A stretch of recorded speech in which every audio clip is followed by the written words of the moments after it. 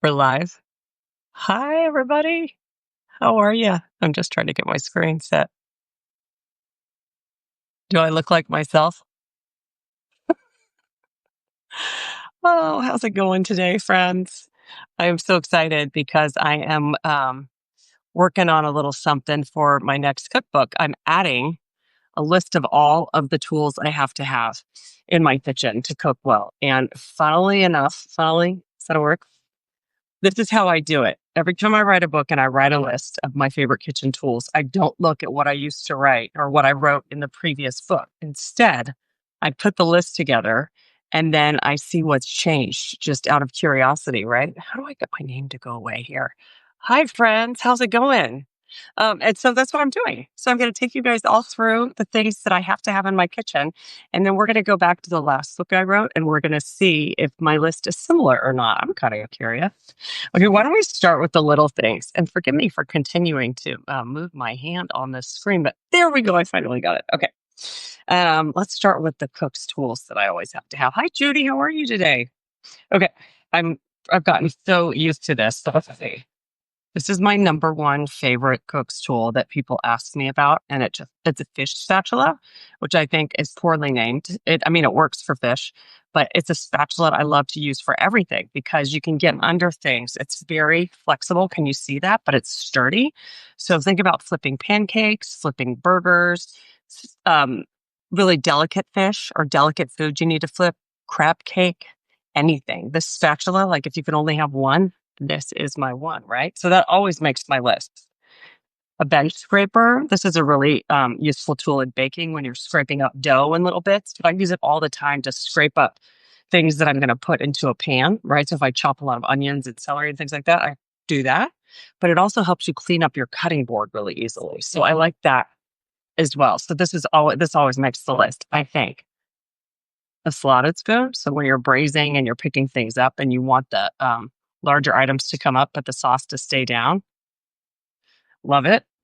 A whisk. This is a classic French whisk, and I use it to make vinaigrettes, sauces. If I just had to have one size, it would always be this one. I think is that 7 inches, 5 inch or 7 inch whisk. Love it. Um, I have a flat edged spatula, and this is my beloved spatula from Little Deer, which was made for a left-hander. So this goes the opposite direction of the right-handed one. You could use either, but I stir in the pan, it fits my left hand instead of my right. Isn't that cool? So I love a flat edge spatula. I also have rubber spatulas for getting the things off the sides. Like it's great when you're baking and you need to get all of the dough or batter scraped up. Love those. Gotta have a whisk because a whisk, a pastry brush. Oh. Because if you're brushing anything to line before you bake, if you want to brush it with oil or butter, I use it to brush sauces on things too. So this is really valuable.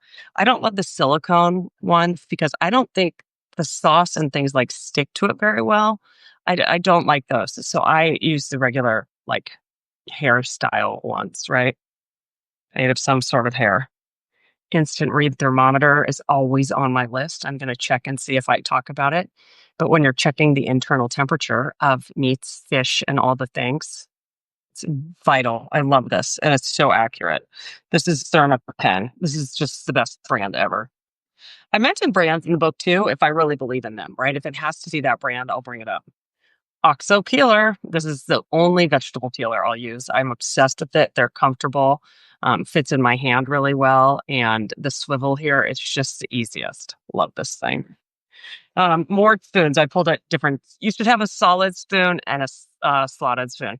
These are from my friends at Headley and Bennett, and they're absolutely spectacular. They just recently, probably in the last year, launched a cook's tool set, and they also launched tongs, which are amazing. I have big opinions on tongs. Big opinions. A lot of times they're like way too big, and these are like the perfect size. And I use tongs a lot, not just for like flipping food in a pan, but I use them for tossing salads. I prefer them over like, salad forks and spoons and stuff. I don't know. I just think these are great. I always have a little ice cream scoop because this is the size. I can't remember if this is a tablespoon or a tablespoon and a half to like scoop meatballs. You can also, of course, scoop ice cream. You can scoop melon, but I tend to use it a lot. If I'm making any raw meat mixture, I just scoop, I press it with my hand and I put it on the pan, right? Citrus. I love this little citrus press. I do a ton of citrus. You could certainly have a reamer, like the old fashioned kind that you just stick it in you juice, but this will trap the seeds for you as well. So big fan of that. Offset spatulas to go around things. I just made this egg bite recipe for you guys, and you have to go around the edges of the pan. It's also great for cakes, right? Breads, things like that that come out of the oven, and you just want to make sure. They also work really well for frosting things. Do you like how I'm demonstrating as I go for frosting things? Okay. Meat pounder. I don't think I've ever put this in a book, but I'm going to add it this time because I use it so often. One of the things I like it for is if you buy, let's say, a boneless, skinless chicken breast and they're super thick on one side and they're thinner on the other, I like to pound it out to get an even thickness. I use it for all kinds of meats. So, like if you want something to cook faster and it's got a lot of fat in it and it's okay being pounded, it's not going to really affect the flavor much. I like to pound these out just so they're a little thinner and you get a really even surface for cooking, right? So you're not having to get things that are like really well done and then not so well done or medium rare up here. Utility shears, kitchen scissors. These are the best. Zwilling sent me these, and they're red shears. There are shears that come with knife blocks, and I have plenty of those too. These are just amazing. These don't come apart like those do. They're just like the perfect weight. I really love this. And then it's got a bottle opener here in the middle. Let me show you. Cool, right? I'm so curious if these things are all on my list. Okay, a microplane. This one is like cast its primed. And then here is the Headley and Bennett one I love, but I want to show you the difference. This has bigger holes, and I think it's better for grating chocolate and Parmesan. Um, Things that are like, where would you want a larger? Yeah, for things like that. But if I'm looking to do citrus peel or garlic, I want one with a finer division between all of these. They're smaller and there's less space for the food to go through. So I need to get a new one made by Microplane. I'm just obsessed with taking like a little bit of garlic and doing that instead of chopping it up into a sauce. Or like I said, for citrus, this is my absolute go-to. Um, yeah, I need to find out about that. Okay. And then let's see what else. Oh yeah, mesh strainers. I'm sure I put these in the books that I need these because if you're cooking something, like if you're making bone broth or stock and all of that icky stuff comes to the surface, you scrape it off with one of these, right? This is probably the best one for scraping things off the surface of something, like a liquid in a pan, right? These are better if you're draining something and you're trying to strain something out. So think raspberry seeds. Like I love making sauces and stuff that are just seedless. So if you're cooking and you want to make sure that none of the seeds go through, this is a great one.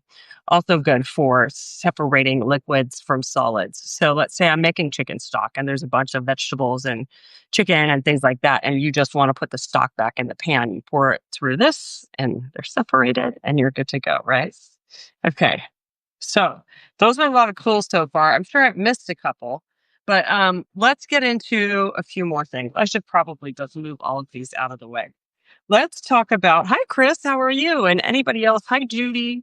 Anyone else joining me? I'm just making a physical list of everything, an inventory of all of the tools that I use in my kitchen, because I think one of the things is a lot of people, when they want to start cooking, they think that you're supposed to have all kinds of stuff, right? And this is a lot. These are things I've collected literally over a lifetime of cooking. And it's not that you need to have all of these, but these are the ones I use time and time again, right? And I really want to encourage people to get things that they'll use. I'm not a big fan of single use tools and appliances. So, for example, an avocado peeler, no. A cherry pitter, I might give it to you because if you love cherries, it's a really handy little tool. It also will pit olives for you.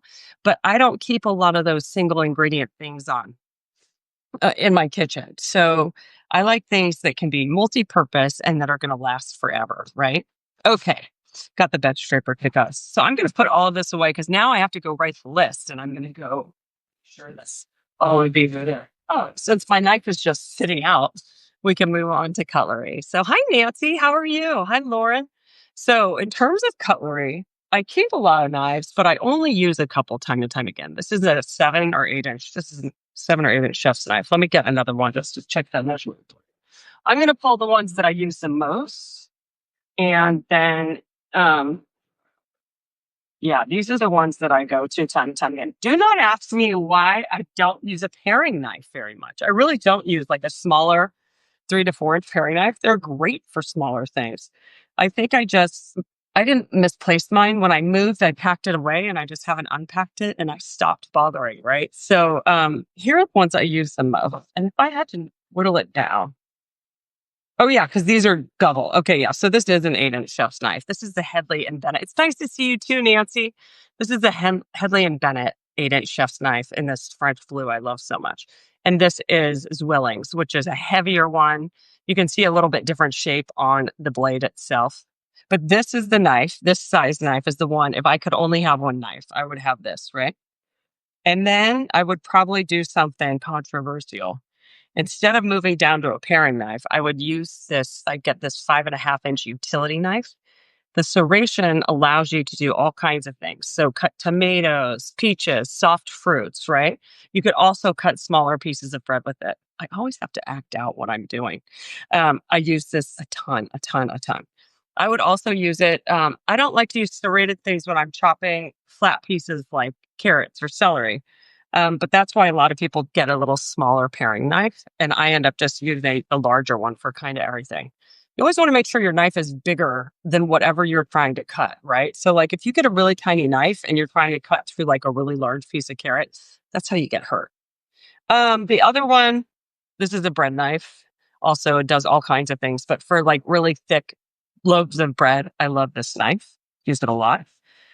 This is a 5 inch slicer. It's like a mini slicer. And here's a carving knife or slicing knife too. This is for like carving birds, right? Chicken, turkey, or beef, tenderloin, something like this. This just smaller slices. And the blade is thinner than this blade. Let me turn it this way for you so you can see. Can you see how the blade itself, the back of it is thinner? You get thinner cuts on things. So I use it for like more delicate things, right? These work with firmer foods that are harder to cut through. And so those are the knives that I like to have. And then I'm going to get these out of the way too, since I already did that. And then for cookware, I've got a couple of things. I want to show you. Um, we know so much now about chemicals and things, and this is nonstick cookware that is PFOA free, that is from Heston, my beloved Heston. And they make the essential pan that I use all the time too, which is right in front of my face. So I use nonstick for skillets. So I do it for eggs, these things brown up really nicely in here. I'll use them for sauteing like a piece of chicken or steak and I finish it off in the oven. I use it for stir frying things, vegetables, all kinds of things. But here's the one that I use if I could only have one pan for the rest of my life, it would be this 5 quart essential pan. And I just washed it and didn't dry it very well. And so let me show you. It is really big. But the reason I love it so much is that I can make huge amounts of sauces in here. So I'll do pasta sauces, meat sauces. You can braise. So like if you brown food in here and then you take it out and you cook a bunch of vegetables and then you add the stock and the broth and everything back in, it's the perfect pan for that. Like for my Captain's chicken recipe, that's such a popular recipe on my website. This is my be all end all, right? So I have some nonstick skillets and then I have that. And then I have a stock pot. This one's super nifty because it's from Heston as well. And you don't have to worry about the quality of the heat conductivity of a stock pot as much as you need to do for the smaller pieces because you're just trying to boil water, right? You're not trying to do like a complicated sauce or something in this. But I love it because it comes with an insert for pasta and steaming that fits right. And you just fill the whole thing with water, right?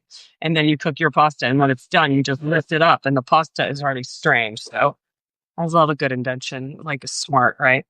This is one of the lids that I have that fits it. So those are the pans I have the most. And then I use a saucepan. Here's a 4 quart saucepan. Here's a forecourt. I use this more than anything else. I have a forecourt and a two quart, but this is my favorite one for cooking rice. If you're going to do oatmeal, warming sauces, I actually cook pasta for myself in this pan. It's just like I do 2 ounces of pasta, boil water, and it's like the perfect size. Okay. I feel so far so good. I'm doing pretty well. Oh, and then a Dutch oven. Oh, you guys, this one is from Stove, and it's my favorite color on earth. I'll show you the lid. It's this deep, deep blue, like deep emerald almost. It's so pretty. So I love this. So when you're doing braises and slow cooking, beans, anything that you're going to slow cook and you want a low temperature that maintains something like this. Because that's one Dutch oven, but I also have the green one back here from Le Creuset. That's a one of a kind collectible from when Chuck Williams, when we were celebrating his 100th anniversary or his 100th birthday, or maybe his 60th anniversary with this store. Isn't that cool? So I have different sizes, but I'm excessive because I cook for a living, right? Okay. How are we doing? We hanging in there? I know I tell you to buy cutting boards. I love these cutting boards. Why am I going to forget the name of the company who makes them? It's like recycled from whatever they make skateboard ramps out of fiberglass, right? And they make these. So they're lightweight, but they're really good on your knives. So you don't ever want to cut on like marble or glass. It'll ruin your knife blades. These are amazing.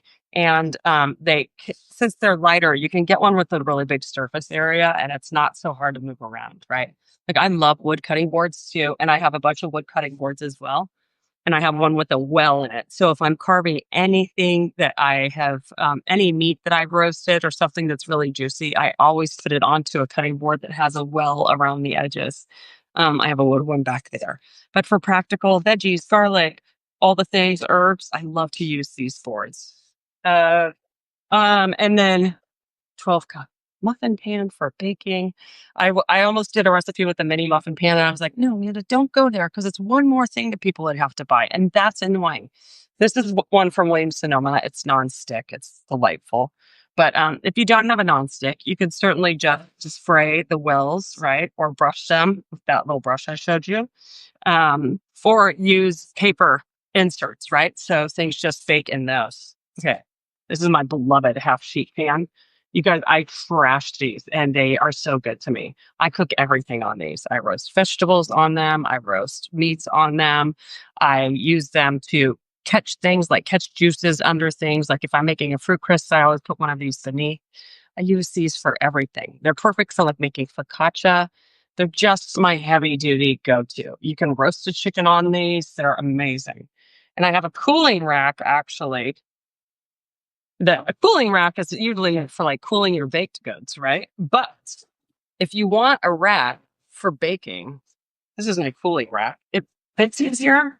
So you could actually roast something on that rack and you get the circulation under it like you need without having to buy a separate roasting rack, right? Super clever. Okay, it's almost a moment of truth where we compare this to the list I have. Oh, baking. Measuring cups and spoons.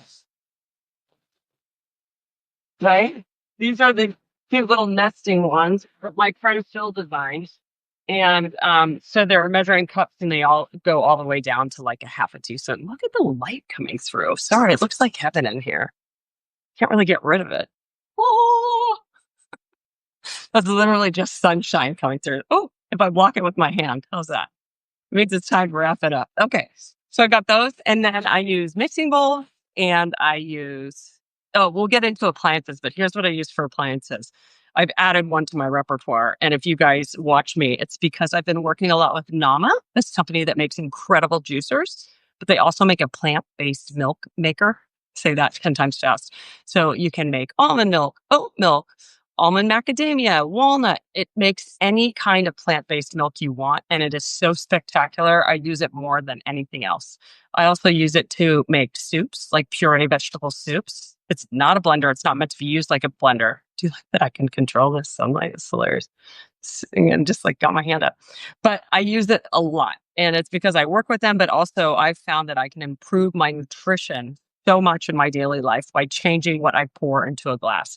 So the nut milks I make have 5 to 6 times, Nancy, you're cute. 5 to 6 times more nutritional value than one that you buy at the store. So they're just packed with flavor and nutrients. How do I block it? Like, can I put my head in it? Hold on, hold on. No, I can't. Oh, there I'm back. Oh, this is a good arm exercise. So I use that. Okay. I use a blender as well. I'm lucky. Like I have a Vitamix. Just a standard blender is fine, or a food processor. Like I have a I'm sorry. I want to get a Cuisinart Mini Prep because I love those so much. I have a Breville food processor that's enormous that does a million things, and it has like 12 blades or 16 blades. So you can slice, you can shred, you can dice, you can do anything you want. Let's see how long I can hold it without like, oh, can I get that arm in it? No, you really have to. It's a whole arm situation, guys. What if I turn it this way? Is that better? And then I stand over here. I'll stand in the corner. How's that? I just have to move my garbage can. So, what was I saying? I can't even remember where I was. Oh, appliances. Yeah. So I have a food processor. I have a blender. I have a plant-based milk maker, and I have my beloved KitchenAid mixer that's up there. It's my best friend for baking. I love it. I'll have it forever. I have on a Chrome, and then I have a toaster because my kids insist. I usually just toast right on a pan, honestly. And then I have the food processor. Oh, I have it also from Nama. I have a appliance that's a juicer and a blender. It's all in one. So it makes it really easy, right? So I'll list those in the book too. But shall we do a little drum roll? Oh, I also am obsessed with these. I might add these to the list. The company that makes it is called uh Chic Wrap. Um, CHIC, Chic Wrap. And they come in these cute boxes, but their cutters are amazing. So for plastic wrap, for tin foil, they're super sturdy and they don't break down in your drawer, right? I think they might have one for parchment sheets because I can't live without these on my baking sheets either. So those are the things I say I got to have in my kitchen. So those are the things I'm going to add to my list for the new cookbook. And let's see if I'm even close to what it was in my old cookbook because things change, right? I can change my mind on things. My favorite cooking tools. Okay, are we ready? If you've been watching since the beginning. Microplane, check. Tongs, check. Whisk, wooden spatula, wooden spoon. I just said metal spoon, so that could change. A spoonula, like a big spatula, check. Fish spatula, still loving it. Dry measuring cups and spoons, and liquid measuring cups. I forgot to mention those. Kitchen shears, told you about them. Stainless steel or glass bowls, a wood carving board, plastic or fiberglass cutting boards. Did it, check. Bar mop towels. I buy these by the dozens. I use them all around my kitchen, like multiple times a day. Wire mesh sieves, yep. Colander, I was talking about the one in the pan, but I do have a colander. Rimmed baking sheets, aka half sheet pans. Yep. Oh, salad spinner. I didn't put that in here, but I should have. And then I added the citrus press. Did I not have that on here? And I didn't mention the meat pounder. And I didn't mention the instant read thermometer. So I'm going to make a bigger list this time. For the cutlery, it's very predictable. For the cookware and electrics, I said blender, food processor, stand mixer, oh, they put Dutch oven. They put the cookware under here too. Essential pans, still 11-inch nonstick, 4-quart sauce, 3-quart saute pan. I haven't used that anymore. And then I called for a grill, but since I live in the city now, I don't do a lot of grilling anymore. I can't get the light right ever since the sun came shining through. So, uh, there. I'm just gonna stay like this for the rest of it. So there you have it. Those are my tools. Do you need to come in here, Connor? I'm almost done. I love hanging out with you all, and that's how I come up with the list of all the things to put in my next book for the things that you need to have. So thanks for hanging out with me while I did it. And oh, I have a great class that I'm about to announce on here. Hopefully tomorrow I'll announce it. So I'll see you back here soon. Okay. Take care. Thanks for hanging. Bye.